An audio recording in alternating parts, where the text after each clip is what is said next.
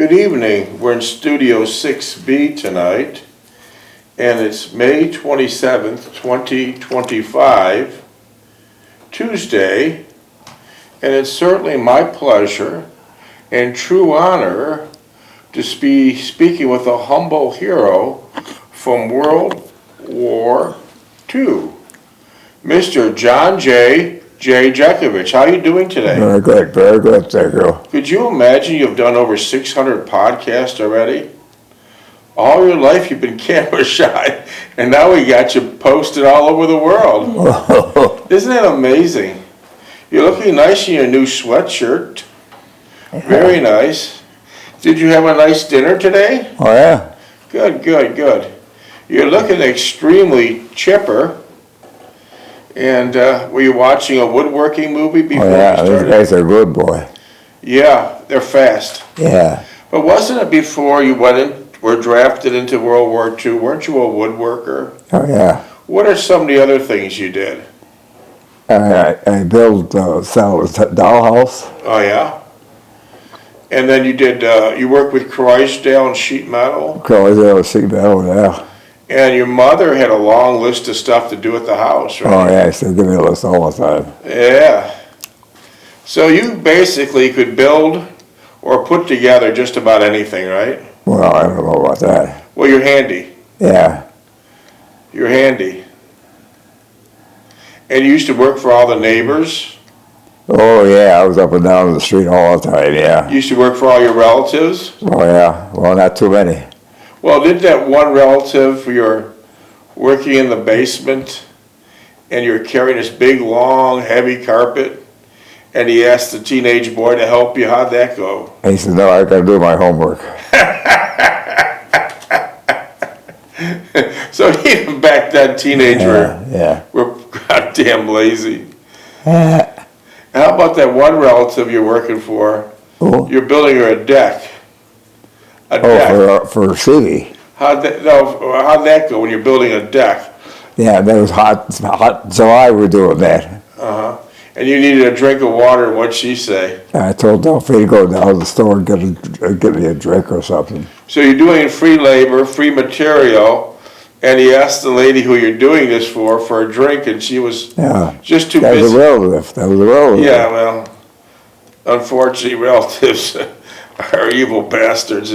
Most relatives are the most poisonous people on earth. Well, just to sum that up, you made me think of it when you're telling me all the woodworking you're doing. You're building these people a beautiful deck, and you asked her for a drink of water. She was too busy buying clothes. Yeah. And so you had to call up your wife, who was on the other side of town, to bring you a drink, right? Yeah. No kidding. Wow. Well, all in all, you had a pretty good life. You did a lot of things. You had many businesses. You fought for this country very faithfully. And you took care of your mother from the age of 11 till her demise at 89. Yeah. Your father died when he was 43, working his ass off with 3 different jobs to support the family. Yeah. And if he could have worked 4, he would have. But it was too much. It tore him up. It killed him. He died of a heart attack at the age of 43. And so there's where this book comes from. Their mother's sons. And that's where you wrote the book about you caring for your mother. You making a great sacrifice instead of enlisting during World War II so you could get a great, easy job like your brother did. Your brother didn't leave the United States. He was teaching other cadets how to drive Jeeps. Yeah. What special talent did he have? He broke a fire hydrant at one time. So he had no special talent. Yeah. So you waited to get drafted so you could spend the most amount of time caring for your mother. Yeah. Because if you enlisted, you'd go immediately. Yeah. So you wait till your number's called, which might be a month or 2 months away, so you could spend more time helping your mother. Yeah. But here's the trade-off. Here's the trade-off. During World War II, once you get drafted, you're totally fucking screwed. Yeah. They're going to send you on the front line. You're not going to be driving Jeeps in the United States. They're sending you right to the front line. Is that what happened? Yeah. They sent you on the front line. How many months did you live out in the woods of Belgium and Ardennes Forest? I never spent all year. I never spent a place in a house. They wouldn't let you sit in How a many house. months did you stay out in the woods? Out the woods or out in the? Anywhere that you never seen a house No. during the combat. Well, how many months about were you out? Most of the year. Yeah, most of a year. Yeah, most of a year. Yeah, and that's a sacrifice you made by waiting to get drafted. Otherwise, you could have been wearing a fancy uniform, teaching people how to drive Jeeps. Yeah. They sent your ass to the front line. Mr. Jeckovich was from Company H, the 2nd Battalion of the 291st Regiment of the 75th Infantry Division of the U.S. Army during World War II. Mr. Jeckovich, you primarily worked the heavy machine guns, right? Yeah. You primarily worked the heavy machine guns. There was a whole staff that worked with you. There's several ammo There was bearers. a whole company. Several ammo bearers. Yeah. People carrying a tripod. How heavy was a tripod? 135 pounds. And then you carried a heavy-duty machine gun, I imagine. But that barrel got red hot. How did you cool it? With antifreeze. So you put antifreeze in it with water to cool the barrel. Yeah. What happened when one of your crew grabbed the barrel? Burned it right down to his bone. That was it. Yeah. Red hot. Now, you'd kick off about 1,000 or 2,000 rounds. Did you stay put? No, we had to keep moving, keep moving. Why'd you keep moving? They keep zeroing it on you. So before you were drafted in World War II, did you use a lot of weapons? No, never had it. My father never went hunting or Never had a gun in your life? No. After World War II, during World War II, I imagine with that high-powered machine gun, you probably shot off probably 1 million rounds. Probably easily 1 million rounds. Did you ever buy a weapon after you got out of service? No. Never one time? No. That's interesting. That's interesting. You had no interest, but in the war you had an interest. No. But in the war you had to use that weapon. No. But during World War II, in combat, you had to use that machine gun. Yeah. Mr. Jeckovich, during World War II, did not have no rear echelon job. He was not typing up letters or he was not polishing floors. He was on front line combat infantry. And during the war, he was shot in the shoulder by a sniper.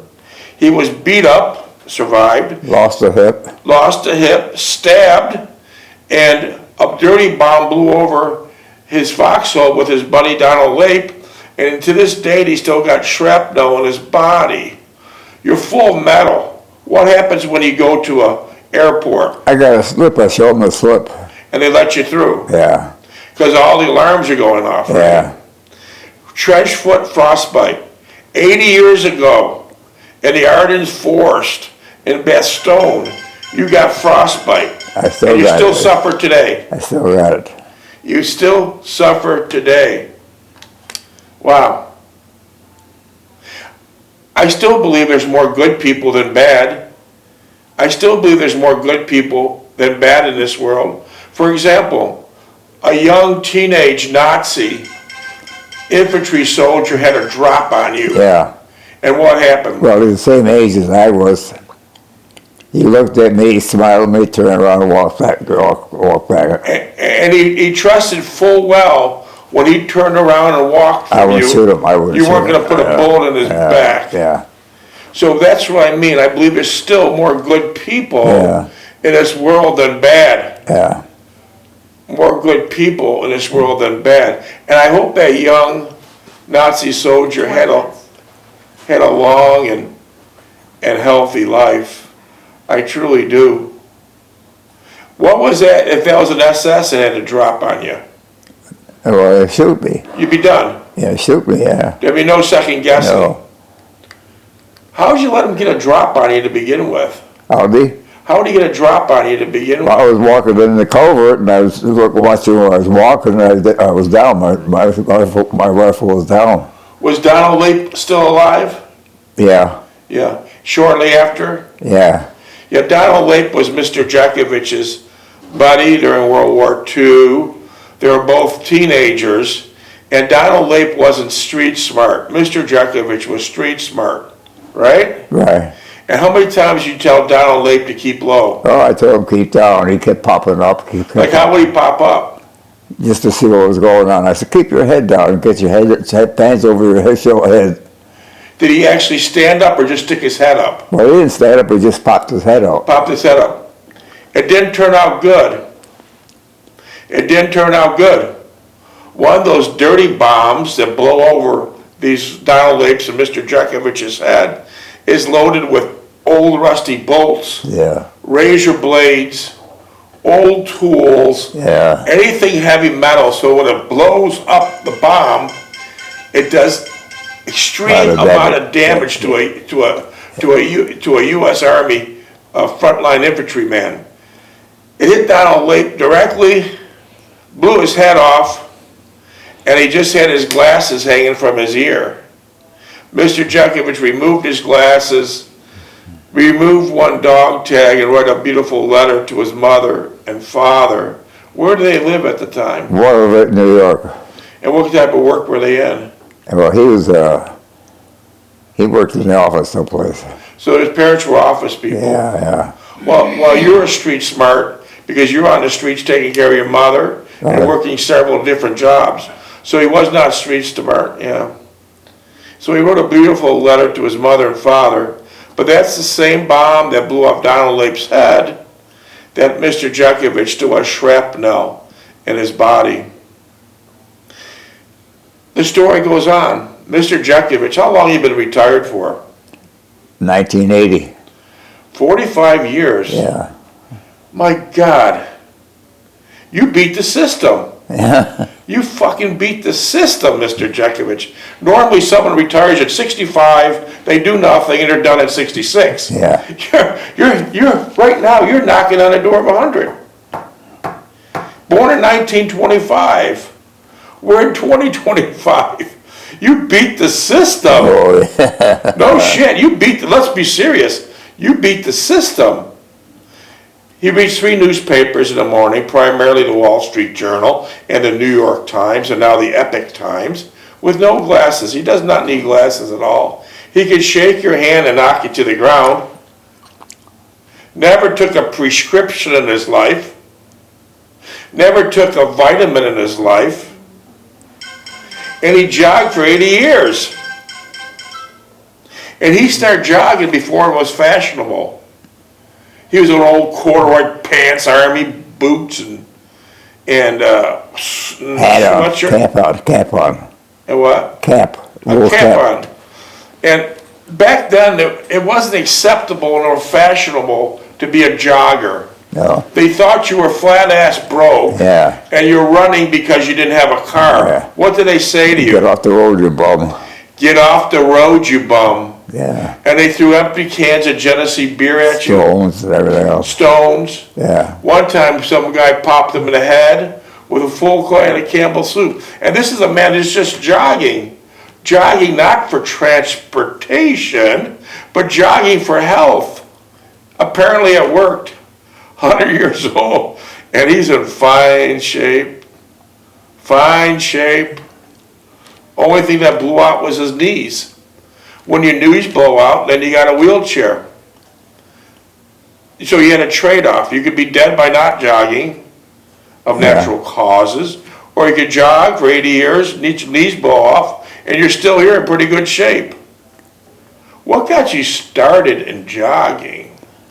I read a book about Johnson. He said you gotta start running. Could that be the reason why you started looking for healthy things to do because your father died at 43 of a massive heart attack? Yeah. Mr. Jeckovich's father's name was Marian Jeckovich. He came from the worst ghetto in Russia, where you work in factories in the coldest weather around the clock. And at that time in Russia, where you dropped and working for 20 hours, where you dropped that day or night, that was your bed. Yeah. That was all it's wrote. So his father was so smart. He goes, we're to get the hell out of Russia. So they came through the legal way, through Ellis Island.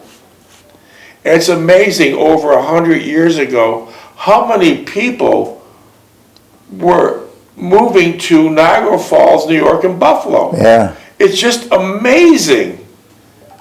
At one time, over 100 years ago, there was more millionaires In Buffalo. in Buffalo than any city in the United States. Well, Franchot Tone was there. Yeah, Franchot Tone you worked for, that was a high-powered actor, married to high-powered people. He lived at 151 Buffalo Avenue in a mega mansion. It wasn't just a mega mansion that made it. He was right on the rapids. Right on the rapids. That water was whizzing by, and about 100 or 200 feet later, it was a drop of the Niagara Falls. Yeah. It was a drop. So what you had there was probably the most beautiful property in Niagara Falls. And you worked for Franchot Tone. Yeah. Wasn't it beautiful working on that property with the mist of the falls always being there? Yeah. The beautiful smell of the water Yeah. and the noise constantly of the rapids. Yeah. That'd be a place where you want to put up your bedroom windows and sleep. Not too good in the wintertime, though. Yeah, yeah. What kind of work did you do for Franchot Tone? I did put sewing windows up, put a fruit cellar in it, down in the basement. Build a dollhouse for Sally. Build a dollhouse for his kid? Yeah. Franchot Tone's father, Mr. Tone, he was also alumni of Cornell, just like Franchot Tone was. And that's how they got the connection to get your brother in Cornell. Yeah. And Franchot Tone, you might say he was the owner, but they considered him the president of Carborundum. That's a mega factory then. Yeah. It's a mega factory now. And they got your mother and father working at Carborundum. Yeah. And the story continues because Franchot Tone, through his father, got your mother and father working at Carborundum, and your mother must have been there for 40 years and she wouldn't leave. So how'd they get your mother to leave? Oh, the younger woman said, I've got a young kid to take care of. Your life is gone. Get out. Get out. So your mother wouldn't stop working. So she was a hard worker too from Poland. Yeah. She was a hard worker, but she made it all the way to 89. Yeah. Your father made it to 83. And Franchot Tone's father, Mr. Tone, worked out a deal where he gave your father a beautiful 1939 Packard automobile. Yeah. Stayed in the garage for 10 years. Yeah. Packard automobiles were built in the United States, a beautiful automobile, about 21 feet long. They had the straight 8 stainless steel engine, which Cadillac later copied, and it was remarkable. It was like a big land yacht, and it had a hood ornament, a massive hood ornament, all in chrome. It was called the Goddess of Speed. It was a lady holding her hand stretched out with like a disc, like a frisbee there, and that was a beautiful hood ornament there. And the interior was a mohair, a very beautiful, soft interior, and it was stuffed with moss from the trees, mostly from South Carolina and Georgia. That car, the Packard, went toe-to-toe with the Cadillac, but Packard didn't have the financial backing as GM and Cadillac did. GM and Cadillac are still here today, and Packard couldn't cut it, they're gone. They went bankrupt. Now, so that was your father's pride and joy. 39 Packard. Yeah. They nicknamed it the Mafia staff car. But did your father have a driver's No, license? they didn't drive. My mother didn't drive either. Did your mother have a driver's license? No. What the hell did he do with it? Well, they waited till my brother got older. Oh, so your brother drove everyone around. Yeah. Did he drive you all over? No, Why not? I didn't want to go with him. Why didn't you want to go in a Packard? I figured it was above my head. Wait, say that again? It was above my head. So there were people trying to be something they weren't. Is that what you're saying? So you wouldn't get in that Packard? No. Well, that's an interesting part. But your brother Steve didn't mind. No. Well, he drove that car to school Yeah. every day. So you could have went to Packard to the same school your brother was going to in high school, but you didn't like the Packard because you thought it was too uppity. Yeah. And so instead you walked. Yeah. Wow, Yeah. that's amazing. You did a lot of walking besides jogging. You did a lot of walking besides jogging. You worked at Kimberly-Clark for 35 long years. Did you ever drive a car there? No. How'd you get there during the winters? Walked. How'd you get there during rainstorms? Walked. So so I'm trying to understand this. The rubber of your tires of your car or truck never parked No. in Kimberly. No. Never parked in a parking lot. Wow, that's amazing. And then you had laundromats, Yeah. snowplow, construction, Duplex giant wash. duplex giant wash, wallpaper. Yeah. You did a little bit of everything, didn't you? Yeah. But another nice example of hearing the roar of the falls, when you had duplex giant wash on 2nd Street in Niagara, right? Yeah. When you would pick up the money at 2 o'clock in the morning from those washers and dryers and the extractors and the candy machines and the cigarette machines, you do that at 2 o'clock in the morning, right? Yeah. Didn't you hear the roar of the falls then? Yeah. Because it was so damn close, right? I wasn't worried about going home either. So at that time there at 2 o'clock in the morning, you weren't worried about being mugged with your money. No. It was a different culture. How would it be today? Probably I wouldn't do it. Why? It's a different culture. Well, in Buffalo, they wrecked all the laundromats for those guys. Yeah. Just wrecked them. So back in the early 60s, you kept a spick and span laundromats, and how were they taken care of? How did the customers take care of them? They take them very good. They had a state where they didn't have a wash machine. They were poor, but they were real considerate. They were real considerate of everybody. Very respectful of other people's. Yeah, and their property too. So your laundromat was taken care of by all your customers, Yeah, but you went there every night, collected the money. yeah. Minutes? 7. You went there every night, you collected the money, and then you heard the roar of the falls, and you weren't one bit worried about being robbed. No. Did your wife Delphine work there? Not very, no. She wouldn't clean the soap dishes. Wonder why she wouldn't want to clean the soap dishes. Yeah, Was but, take them out full of soap and that, and get a rag and wipe them off. She didn't want to do it. I see, so you ended up doing it? Yeah. Tell us your trick that you had when you wanted Delphine to do the household laundry at your laundromat. What was a trick you pulled? Well, all the machines were numbered.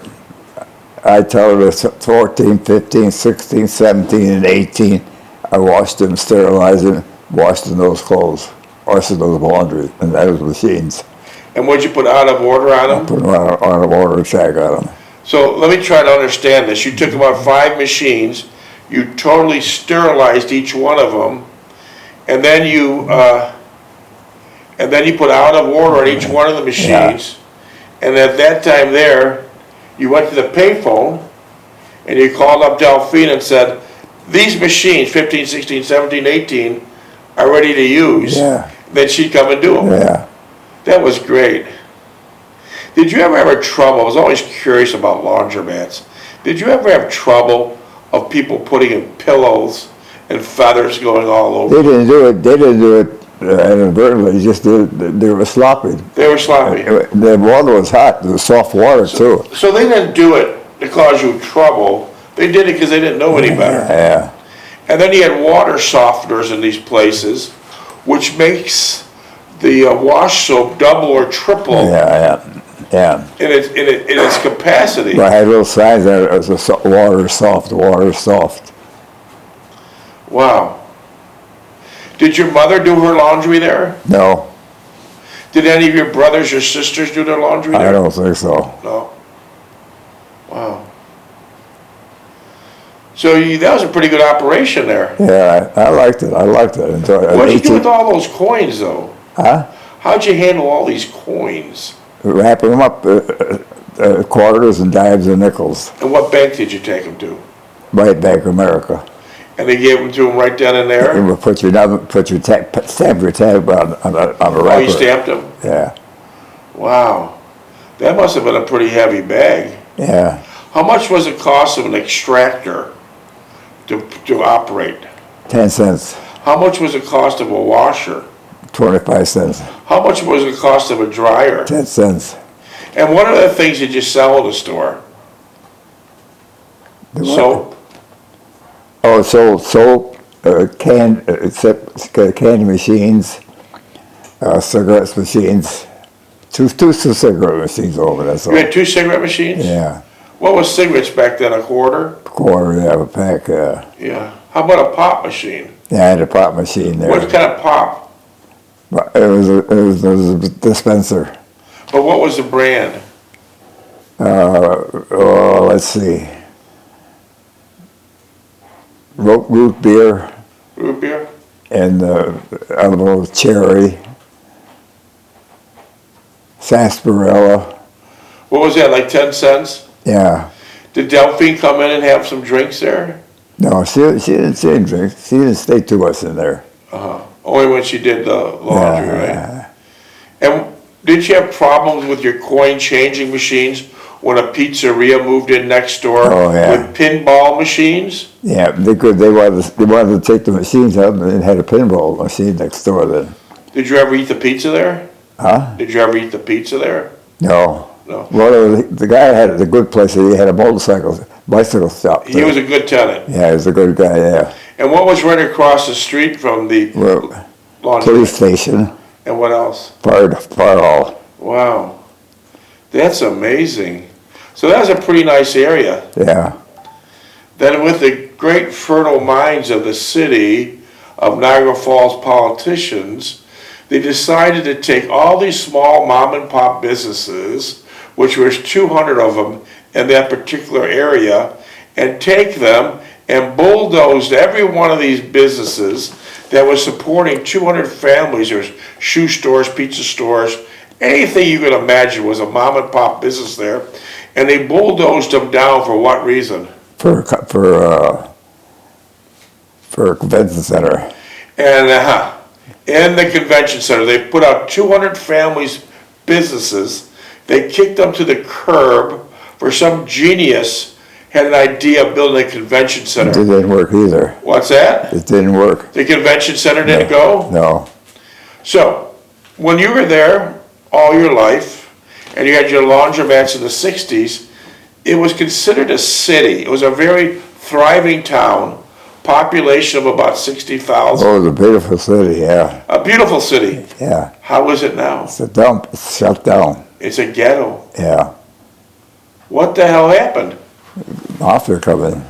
The greed of the mafia destroyed the city. Yeah, yeah. And so Canada now- was nice. Canada was the other side. It was beautiful. Oh, okay. Minutes? 140. So the point of what you're trying to make, 1 mile over the Canadian Bridge, or the New York Bridge, there's Niagara Falls, Ontario, and that's absolutely gorgeous. Yeah, Oh, Clifton Hill, yeah. all the beautiful tulip gardens and rose gardens and the towers, Yeah. and the 5-star hotels and restaurants. yeah. So that's thriving. Yeah. They still are. That's thriving. It Yeah. was thriving then, when you were a boy, that's thriving now. Yeah. But would you feel comfortable walking around Niagara Falls at night now? No. You probably wouldn't make it, right? I wouldn't attempt it, no. Yeah. 1 minute. Isn't that a shame? But describe your street when you moved into your first house with your mother and father of 30, 60. It was a beautiful street. There was only 3 houses on the street. The street wasn't paved. The sidewalks weren't in yet. And that was the first house that your mother and father ever had that had a bathtub, right? Yeah. Yeah. And how'd you heat up your water? We had a little stove down in the basement right at the foot of the stairs. You had to heat that little stove up for the hot water. And then you'd have a bath? Yeah. 26. No, we didn't have showers then either. Bathtub, yeah. But eventually you install a I shower. put one down in the Because you lived basement. there all your life, right? Yeah. Wow, 10 seconds. that was a nice neighborhood. Oh, it was a beautiful neighborhood. That was a beautiful neighborhood. Wow.